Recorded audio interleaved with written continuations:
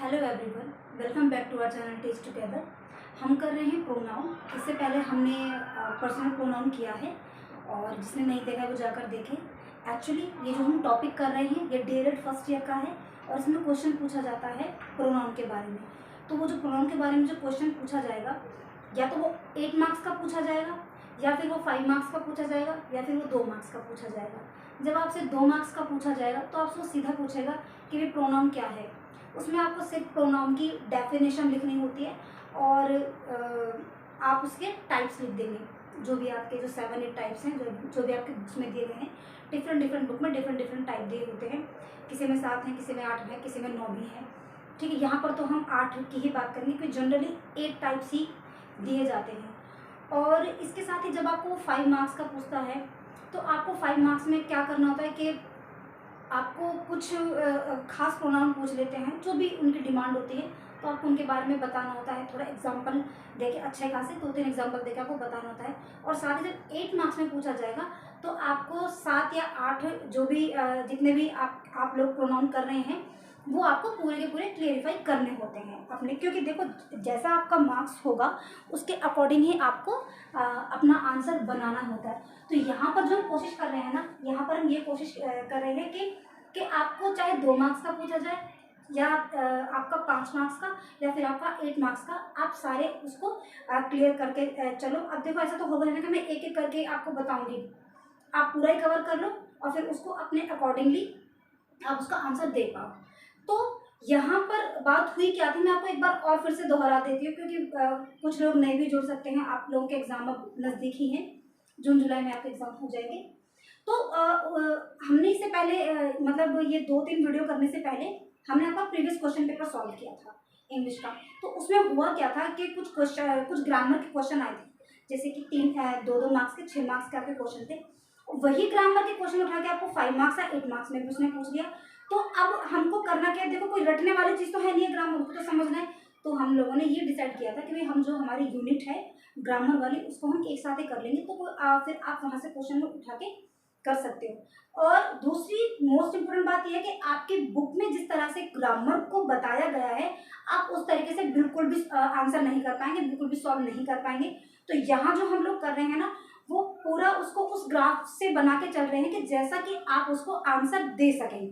पूरी किताब तो छाप के आएंगे नहीं और क्या इंपॉर्टेंट है क्या नहीं वो भी आप नहीं कर पाएंगे, या फिर कर भी लेंगे तो बहुत अच्छी बात है, बट हमको तो एक आंसर के पॉइंट ऑफ व्यू से सोचना है ना। तो उस तरीके से हम यहाँ पर करने की कोशिश कर रहे हैं। और चलो तो देखते हैं। पहला हमने पर्सनल प्रोनाउन कर लिया था, उसके बाद अब हम क्या कर रहे हैं, पोजेसिव प्रोनाउन कर रहे हैं। पोजेसिव प्रोनाउन के साथ ना हम इसमें एक प्रोनाउन और करेंगे।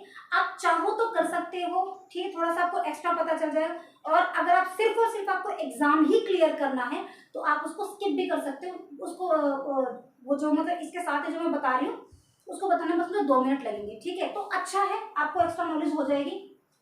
तो देखो प्रोनाउन के बारे में आप सभी को पता ही है क्या होता है, नाउन के बाद प्रोनाउन आता है। सेकंड हमारा था पोजेसिव प्रोनाउन। तो देखो पोजेसिव का मतलब ही क्या होता है, जब आप किसी चीज पर अपना एक अधिकार पोजेशन बता रहे हैं, अपना एक दिखा रहे हैं कि हाँ भाई ये चीज मेरी है, उसको हम बोलते हैं पोजेसिव प्रोनाउन, ठीक है। पोजेसिव क्या है, जब आप किसी चीज पर अपना अधिकार दिखा रहे हैं कि भाई कोई चीज किसी की है, उसने बोला चीज मेरी, आपने बोला नहीं ये तो नहीं मेरी है, ठीक, उसको हम बोलते हैं पोजेसिव। और बात हो रही प्रोनाउन की, तो पोजेसिव प्रोनाउन। अब इसको देखो हम कैसे समझ सकते हैं। पहले हम इसको डिफाइन करेंगे, द फॉर्म ऑफ नाउन, यानी कि फॉर्म की नाउन की वो form that use to indicate ownership. यहाँ पर आ गया ना ऑनरशिप, कि आप उस पर ये दिखा रहे थे ये चीज भी मेरी है, आप उस पर अपना अधिकार बता रहे हो, ऑनरशिप बता रहे हो। देयर आर सम वर्ड्स, अब वो ऐसे कौन से वर्ड्स हैं जो आपको ये दर्शाएंगे कि हाँ भाई इसमें किसी के ऑनरशिप होने का पता चल रहा है। पर्टिकुलर कुछ वर्ड्स होते हैं ना, जैसे कि मैंने बोला ये पेन मेरा है, तो मेरा जो मैंने कहा है वो अधिकार बता रहा है उस पेन के ऊपर, वो जो मेरा शब्द है। तो ऐसे इंग्लिश में हम ऐसे शब्दों को कैसे दिखाते हैं, जैसे कि कहा गया ये, हाँ, mine, yours, hers, ours, its. Mine, मेरा, माई का माइन हो जाता है, ठीक है। माई जब बोलते हैं तो हम सिंपली बोलते हैं दिस इज माई पेन। मैंने बोला दिस इज माई पेन, तो ये क्या है कि ये मेरा पेन है। लेकिन दूसरा बच्चा बोल रहा है कि नहीं ये मेरा है, no this pen is mine, तो क्या बोल रहा है, नहीं ये मेरा पेन है। तो ये फर्क आता है, ठीक है। तो माई का माइन बन जाता है, योर का योर्स, ये एस लगा है, आर एस, योर्स। हर का हर्स हो जाता है, आवर का आवर्स हो जाता है, और इट्स का इट्स ही रहता है, ठीक है। इट्स में कोई चेंज नहीं आता।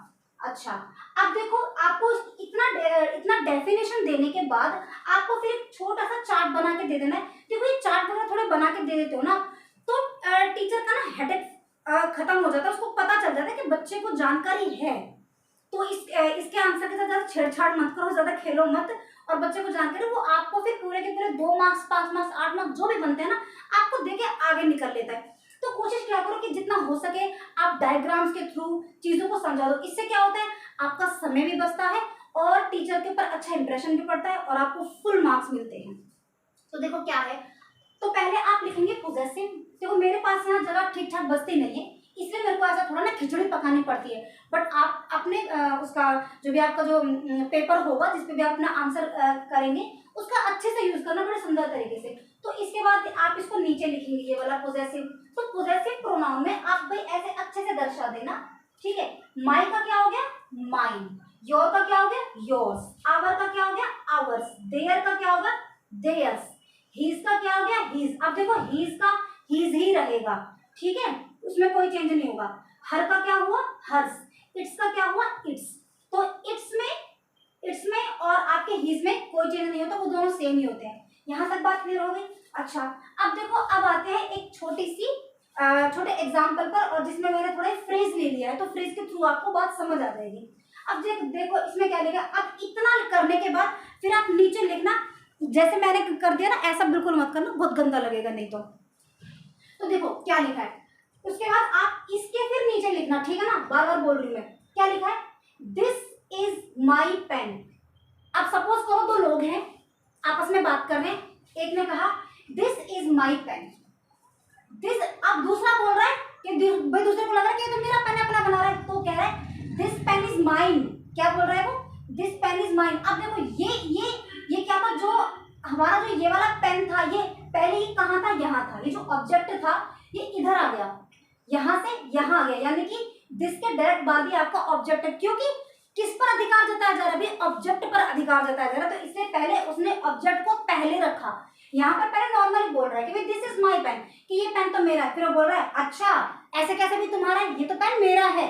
तो यहाँ पर अब ये ऑब्जेक्ट है ना, इस पर हमने क्या कर दिया, पोजेस कर दिया। पोजेस का मतलब क्या है, अधिकार जता दिया, अपनी ऑनरशिप कर दी। इसीलिए यहाँ पर डायरेक्टली दिस के बाद आपका ये ऑब्जेक्ट आ गया, यानी कि आपने इस पर अपना पोजेस जमाया। और जब आपने इस पर अपना पोजेस किया ना, ये क्या, ये तो वो ऑब्जेक्ट है।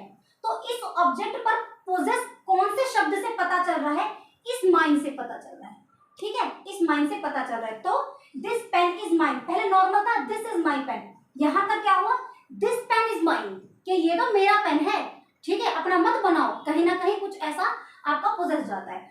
अच्छा, उसके बाद फिर ये बोल रहा है, ये वाला बंदा बोल रहा है वेयर इज योर्स, कि भाई तुम्हारा कहाँ है, where is yours.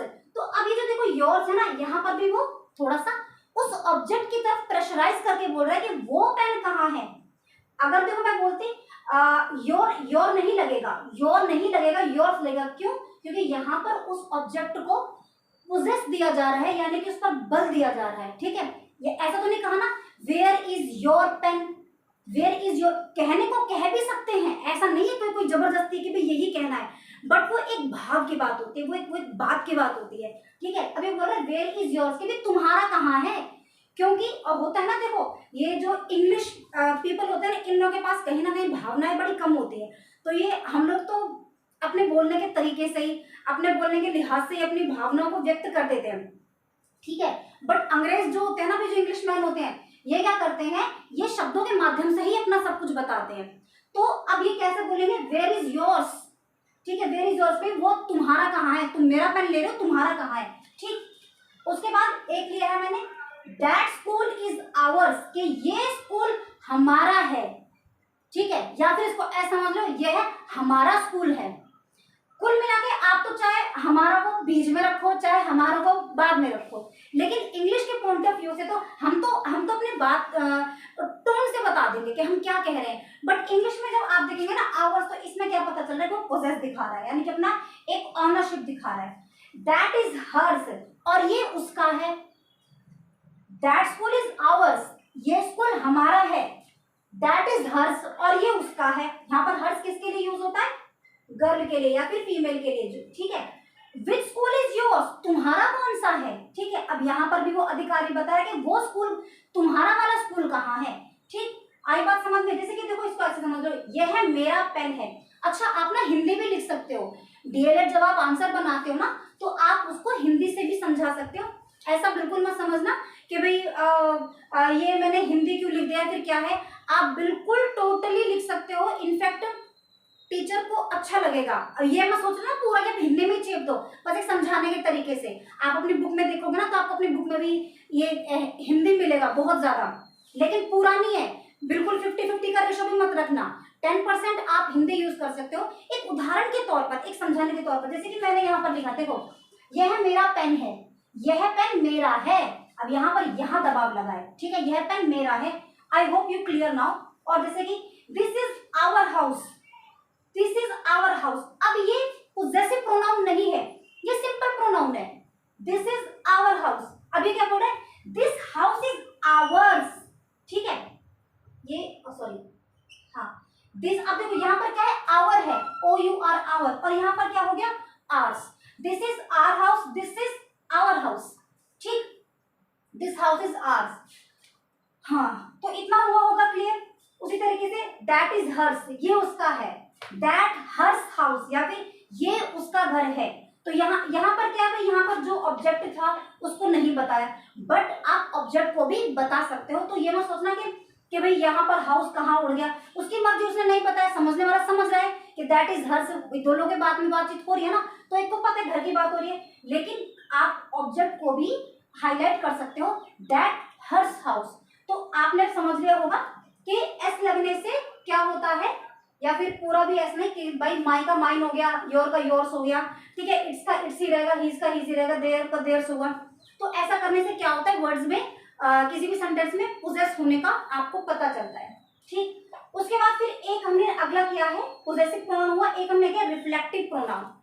Reflective pronoun में क्या होता है कि जो व्यक्ति है वो अपने बारे में ही बात कर रहा है, या फिर जो कोई समूह है वो अपने बारे में ही बात कर रहा है, वो किसी सेकंड पर्सन के बारे में बात नहीं कर रहा है। या फिर जो फर्स्ट पर्सन भी अगर किसी सेकंड पर्सन के बारे में बात कर रहा है, तो वो ऐसे बात कर रहा है कि वो काम उसी ने ही किया है। जैसे कि ये काम मेरे द्वारा हुआ, वो काम उसके द्वारा हुआ, यह उनके द्वारा हुआ, ठीक है। कोई काम जिसमें ये पता चल रहा है। रिफ्लेक्स यानी कि आप ऐसे समझते हो ना कि रिफ्लेक्स का जैसे कि परछाई होती है, रिफ्लेक्शन जैसे होता है, तो वो क्या है? वो मेरा खुद का ही तो अक्ष हुआ ना। तो रिफ्लेक्स यानी कि जो हम खुद से ही कर रहे हैं। अब यहां समझो रिफ्लेक्सिव प्रोनाउन, जैसे कि मैंने क्या लिखा है, when the subject and object are same, यानी कि जो सब्जेक्ट है और जो ऑब्जेक्ट है वो एक ही है, वो अलग अलग नहीं है। यानी कि जो काम कर रहा है और जो काम करने वाला और काम पर प्रभाव पड़ने वाले दोनों एक ही हैं, अलग अलग नहीं है। यहाँ तक शायद समझ ना आ रहा हो, लेकिन अब समझ आ जाएगा जब आप इसके एग्जाम्पल देखेंगे। जैसे कि इसमें क्या यूज, कौन से वर्ड्स यूज होते हैं जिनसे ये पता चलता है कि रिफ्लेक्टिव प्रोनाउन है, ये रिफ्लेक्सिव प्रोनाउन है, सॉरी। तो कौन से होते हैं ये? माई सेल्फ यानी कि मेरे द्वारा, योर सेल्फ यानी कि उसके द्वारा। अब आपको पता होगा, हमने कल वाली क्लास में देखा था, योर का योर ही रहता है, ठीक है। जैसे कि भाई योर सिंगुलर में भी योर ही होता है और प्लूरल में भी योर ही होता है। बट जब हम रिफ्लेक्सिव प्रोनाउन करते हैं ना, तो उसमें योर सेल्फ, और अगर वो प्रोनाउन है तो क्या लग जाता है? Your self. यानी कि ये जो है ना, योर LF नहीं लगता, क्या लग जाएगा? SELVES। आई होप आपको इतनी जानकारी होगी, जिनको नहीं है वो सुन ही रहे हैं। योर सेल्फ और योर सेल्व्स, ठीक है। इसके बाद और क्या होता है? Ourselves, themselves. Ourselves यानी कि हमारे द्वारा, देम सेल्व्स उनके द्वारा, हिम सेल्फ यानी कि उस पर्टिकुलर किसी लड़के के द्वारा, ठीक है। हर सेल्फ यानी कि उस पर्टिकुलर एक लड़की के द्वारा, इट सेल्फ यानी कि किसी जानवर के द्वारा, ठीक है। इट सेल्फ, ऐसे आप समझ सकते हैं। अब जैसे कि देखो एग्जाम्पल देखो सेंटेंस के, यू चीट योर सेल्फ, तुम खुद को ही धोखा दे रहे हो। अब समझ आया कैसे काम करता है कि भाई तुमने जो काम किया है, भाई किसी सब्जेक्ट ने जो काम किया उसका प्रभाव उसी पर ही पड़ा। अब काम क्या किया उसने? चीट करने का किया, और उसका प्रभाव किस पर पड़ा? उस पर खुद पर ही पड़ा कि भाई तुम तो खुद को ही धोखा दे रहे हो। यू चीट योर सेल्फ, तुम खुद को ही धोखा दे रहे हो। और जैसे कि क्या है, ही प्ले टू हिमसेल्फ, वो अपने साथ ही खेलता रहता है, ठीक है। यानी कि जो काम करने वाला है वो खुद के साथ ही वो काम कर रहा है। कभी कभी ऐसे बोलते हैं ना, आई कट माई सेल्फ, मैंने खुद की उंगली काट ली, ठीक है। ऐसे भी ही प्ले टू हिमसेल्फ, वो खुद के साथ ही खेलता है। I will do my work my self, यानी कि मैं अपना काम खुद से ही करूंगा। I will do my work my self, कि मैं अपना काम खुद से ही करूंगा, ठीक है। अच्छा, अब देखो यहां तक ये बात हुई। इसके अलावा जो मैं एक्स्ट्रा जो बता रही थी, देखो इसी रिफ्लेक्सिव प्रोनाउन को भी आप ना इम्पैटिक प्रोनाउन भी बोल सकते हो। इम्पैटिक प्रोनाउन आप कैसे बोलते हो, देखो एक तो मैंने बोला कि ये काम मैं खुद से करूंगी, ठीक है। लेकिन अगर मैंने बोला ना ये काम मैं खुद से ही करूंगी, ठीक है ना, अब ये काम मैं खुद से करूंगी और ये काम मैं खुद से ही करूंगी। अब जो मैंने सेकंड सेंटेंस बोला ना, उसमें क्या कि मैंने 100% श्योरिटी दे दी है कि भाई ये तो काम मेरे ही द्वारा होगा, इसमें किसी और के आने की कोई गुंजाइश ही नहीं है, हमने ऑप्शन ही खत्म कर दिया।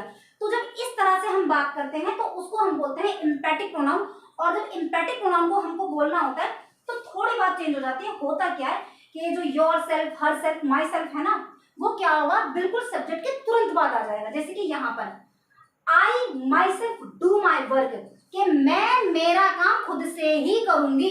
देखो पहले क्या था, I will do my work my self, मैं मेरा काम खुद से करूंगी। यहाँ पर क्या है, I myself do my work, ये मैं अपना काम खुद ही करूंगी, अंदर कुछ भी नहीं है।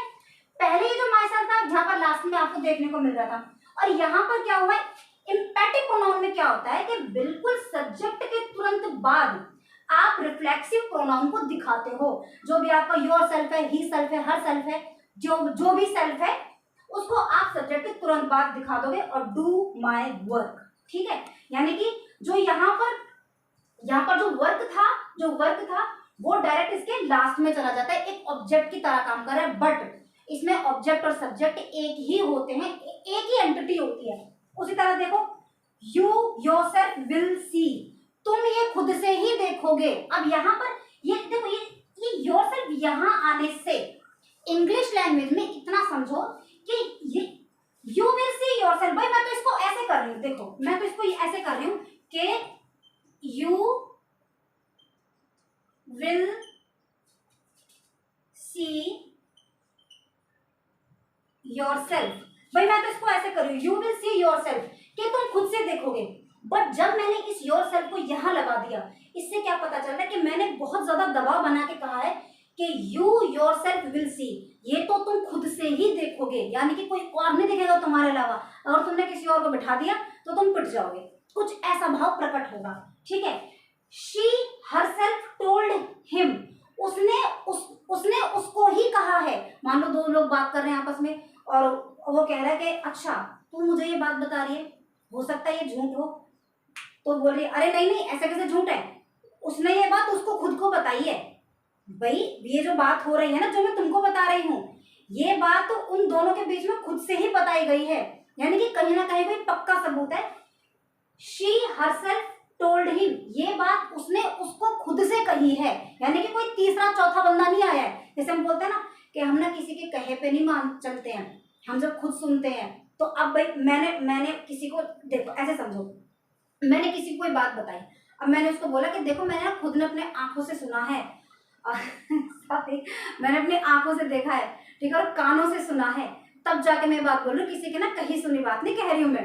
अच्छा, अब सामने वाले इंसान को मुझ पे परफेक्ट भरोसा हो गया कि हाँ भाई लड़की खुद देख के आई है, उसको सबको खुद पता है, वो किसी के ना कहे सुने में आके नहीं बोल रही है।